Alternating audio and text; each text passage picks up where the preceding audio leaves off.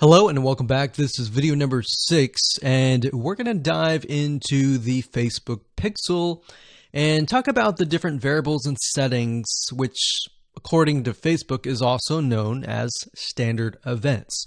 Basically all that means is that you're going to have a different code or different keyword for different scenarios. So we're taking a look right now at a standard Facebook Pixel. Now I've blurred out or put X's in the area of my Facebook Pixel ID. So you know that this is going to be your Facebook Pixel ID. Now, if you go to facebook.com and you look for their standard events, you're going to see a list of different event codes. So you can see add to cart.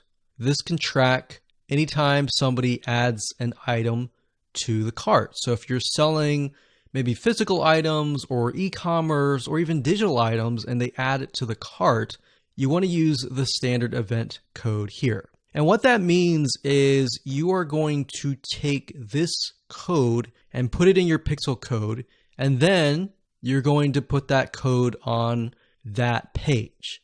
You have another one called add payment info. This tracks when the payment information is added in the checkout flow. So you're going to add that to that specific page. Now, some of these will relate to you, some of them will not. So you can see complete registration. This is great for if somebody is trying to fill out a form and you're trying to get them to fill that form out and you want to track, did they fill that form or not? If they didn't, then this code would not be triggered. If they did, then of course they would land on the page after they fill out the form and you would put that code on that page. We can see contact, which is if they went to a contact page and they contacted you, you could put that on the code and on that specific page. So as you can see, there are tons and tons of different standard events that relate to different actions. So we have donate, we have find location, we have initiate checkout, we have lead. Lead is whenever somebody signs up on your email list. Or they could be a form submission. They could sign up for a trial. They could land on a specific page where you would deem them to be a lead. And you would use that code right here. And then we have purchase. They also have a code for that and a value. So if you're using USD in the United States of America, and you would put the number here. So if it was $47, you would put 47.00 USD. If you were not using USD and you were using your own country's money symbol here, it could be Canadian, it could be AUS for Australia, you could put that here. And then we have schedule, we have search, we have start trial, we have submit application, we have subscribe, we have view content. So view content could simply mean they're viewing a special piece of content. So it could be something like the blog post, right? So we could send them to the blog post. You would make sure that the Pixel code has this specific code in it. So why don't we go back to the Pixel code and let me show you what you need to do. So let's say, for example, view content. So you're going to highlight this, click copy, and then you're going to go back to the Pixel code here. And the only item that you want to change is this item here. So where it says FBQ, parentheses, track, comma, page view, we're going to remove that and then we're going to put that here. So in this case, it's view content and page view is going to be removed. So what we're going to do now is we're going to take this code and put it on the special piece of content page where we want to track it. Now, if it's a lead, we simply remove this and type lead.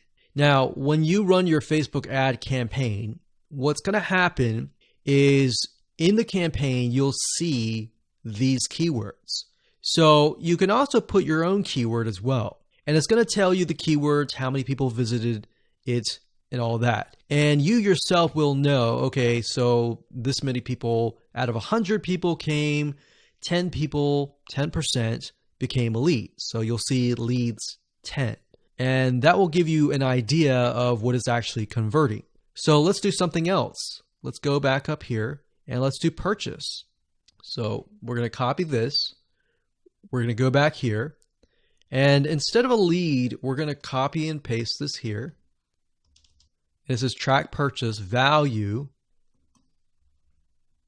Let's say it's $47, and that's all you need to do. And you're going to need to take this piece of code and put it on the page that they see after they purchase. So whatever page that they are sent to or redirected to immediately, you need to put that piece of code on that page. Now, let's say, for example, that we have a funnel and the funnel is an opt-in page. So in that case, the opt-in page is going to have a pixel code and the track will be something like this.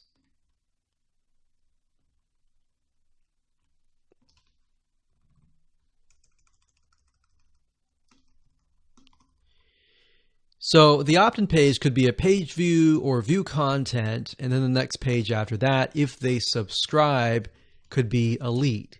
So throughout your funnel, you have different steps, you have different pages, and on those different pages, you'll have different pixel codes. Now, while that might seem a little bit complex right now, it really isn't. It's a matter of just changing the keyword and putting the code on the right page. And then, of course, using the Facebook Pixel Helper Google Chrome extension to go back to the page, make sure that pixel is on the page, and it'll tell you if the pixel is on the page and specifically what it is.